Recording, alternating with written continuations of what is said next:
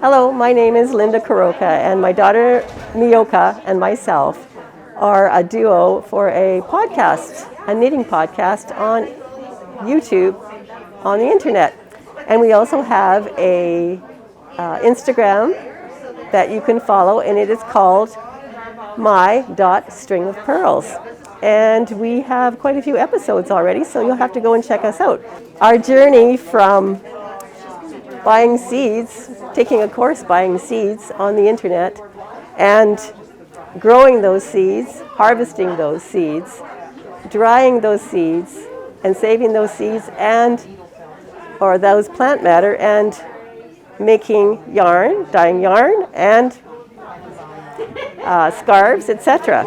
Today I am going to tickle your curiosity about natural dyeing. Just to let you know, I really enjoy plants, and I enjoy fiber and textiles. So what I started with is flowers, flower pounding. So I went on this journey for flower pounding, and I created many different pieces. This is just a little small piece that I did. It's bee balm. It's very faded because it's 2013 is when I created it. But I took a whole summer.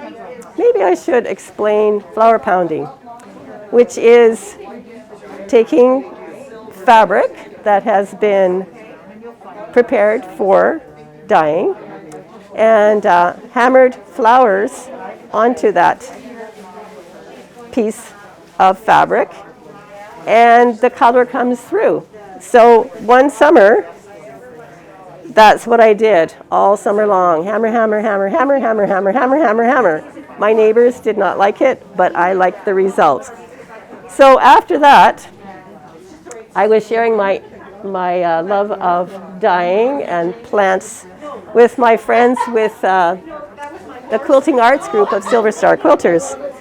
And so we dyed some fabric to see what that would be like.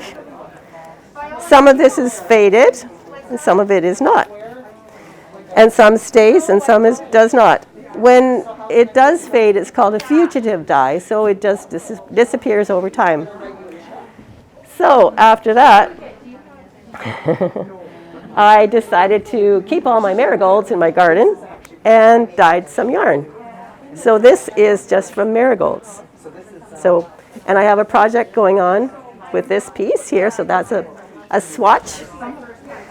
And then with encouragement from my friends from Quilting Arts Group, Quartz, I did this solar dyeing. So I took my different dye plants, and when they were fresh, and I put them in a jar with some alum and cream of tartar and let them sit in my greenhouse for a week. And this is the result. I don't know if you can see that or not. Should I lift it up? Yeah, I can zoom in. So this is the result. So we have a wide range of colors here.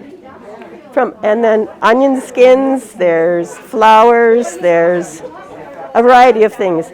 This is the original color. There's wool, natural wool, there's silk. This is from a blanket.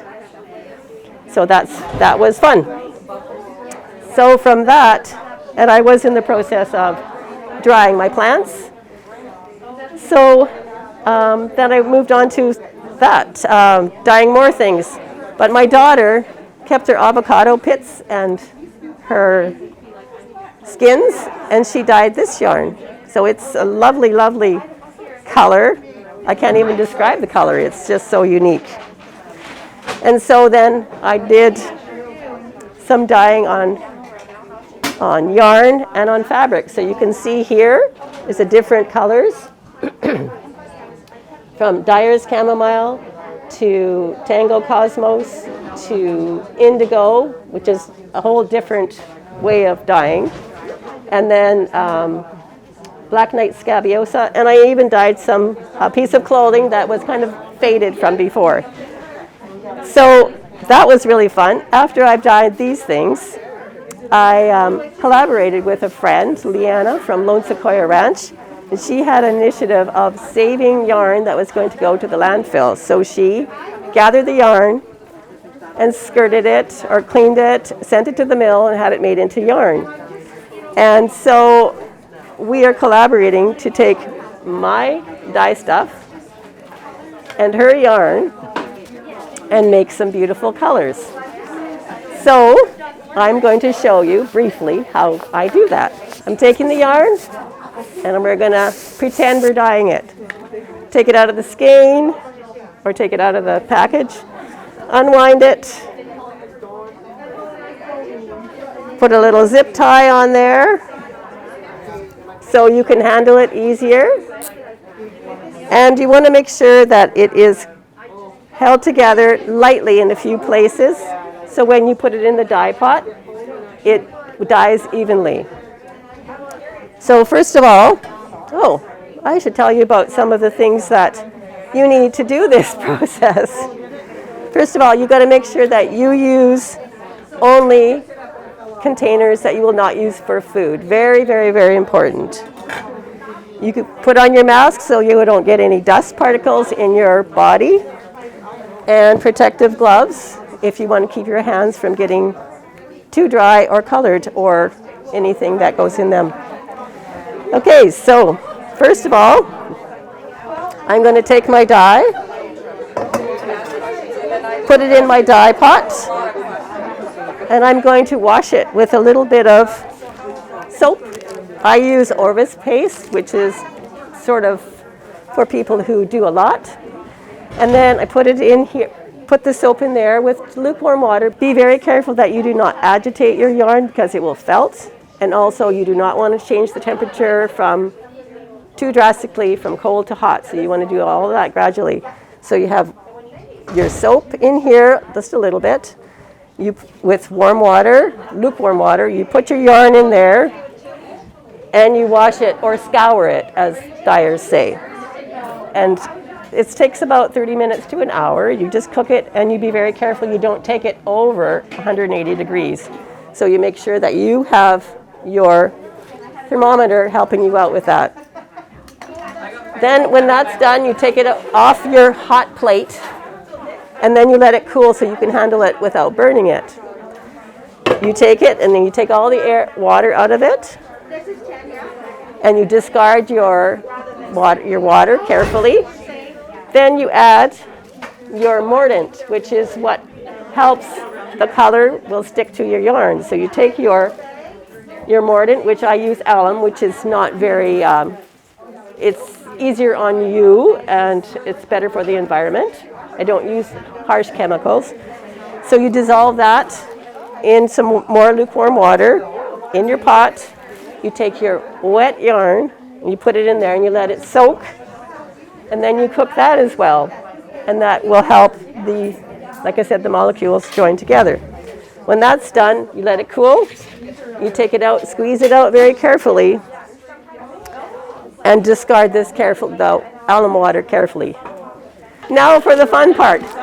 You take your dye stuff. You put it in the water, and you let it soak. I usually let mine soak overnight and then cook it the next day, but you can just cook it for 30 minutes to an hour and let it cool so you don't burn yourself. Next, so this is in there. Then you take a colander, and I have a little bit of fabric here to make sure it doesn't go through. When this is cool, you dump it in there. Of course, just a minute. You have to collect that dye. So you put it in a container that will hold it, and you dump it in there carefully. All the dye and the dye stuff go in there, and you squish it down, and you have beautiful, beautiful color in there. So you take that color, discard this. You take that color, and you take your wet dye, or pardon me, your wet yarn, and you put it back into your pot. You put it into your pot, like so. Psst. Like that sound. Psst. And you take your wet yarn and you put it into your dye pot. And this is where the magic happens. Okay, so when it's cooking like that, you want to make sure it doesn't get too hot, only 180 degrees. The fibers will open up and get really scratchy if you take it too hot. And also you want it to be kept nice and even, the colors in there. You want to move it around a little bit. Okay, and then I usually let it sit overnight and let it cool. And then amazingly, you get colors that you would never realize that these colors would be. And leave the rest of the color in there. You can reuse your color for another dye process. It just makes your color a little bit less bright. So after you've gotten rid of the excess water out of there, you rinse it within lukewarm water carefully. Hang it to dry. Do not use the dryer. And then let it cure for about a week. And then rinse it once more. And you've got yarn. Beautiful yarn. So that is the dye process. Come and find us to have more information about dyeing on the YouTube station of My String of Pearls. There is nothing there yet, but there will be, because my daughter and I will be posting that for you to see. So thank you for today. Hopefully you understand. Please contact us on the YouTube, and I'll answer any questions that you may have. Thank you.